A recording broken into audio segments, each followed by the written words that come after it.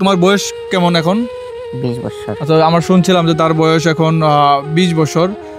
এমনি তো শারীরিকভাবে তুমি সব কিছু সক্ষম বা ঠিক আছো তো? জি ঠিক আছে। মানে এমনি যদি তোমাকে যদি কেউ বিয়ে করতে আগ্রহ হয়, সে তো তুমি তো বিয়ে করবা। জি আমি বিয়ে করবো।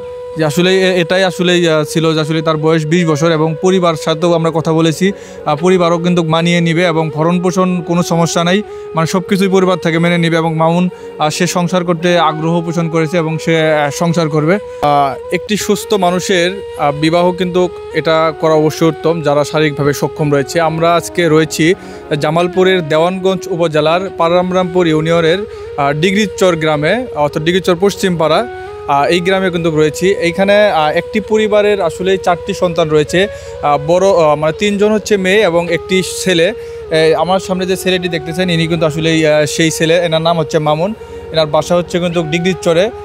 ইনি কিন্তু শারীরিকভাবে সম্পূর্ণই সক্ষম রয়েছে এবং তার পরিবার থেকে কিন্তু তাকে বিয়ে করাইতে কিন্তু আসলে ইচ্ছা পোষণ করছে। কিন্তু সে প্রতিবন্ধী, একটু সাইজ ছোটো হওয়ার কারণে কিন্তু আসলে বিভিন্ন জায়গা থেকে বিয়ে আসলেও কিন্তু সে বিয়েটা কিন্তু আসলে বিভিন্ন কারণে ভেঙে যায়, যে আসলে সে ছোটো প্রতিবন্ধী।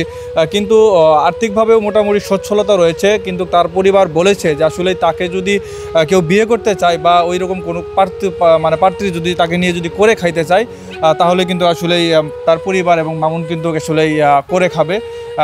তারা কিন্তু এমনটাই বলেছে এবং তাদের পরিবারের সাথে আমরা কথা বলেছি, তারা কিন্তু ঠিকভাবে মেনে নিয়ে কিন্তু তারা খাবে। আমরা বলবো যে আসলেই এই যে দেখতেছেন মামুন, ইনি আসলেই সাইজও কিন্তু ছোটো, মানে ছোটো, এর জন্য হয়তো বা বিভিন্ন জায়গা থেকে কিন্তু তাকে কিন্তু আসলে পছন্দ করে না। কিন্তু অ্যাকচুয়ালি তারা বলেছে, আচ্ছা মামুন তুমি কি বিয়ে করতে চাও? জি জি, মানে ধরো তোমাকে যদি কেউ বিয়ে করতে আগ্রহী হয়, সেক্ষেত্রে তুমি তো বিয়ে করবা। জি আমি বিয়ে করবো তাহলে।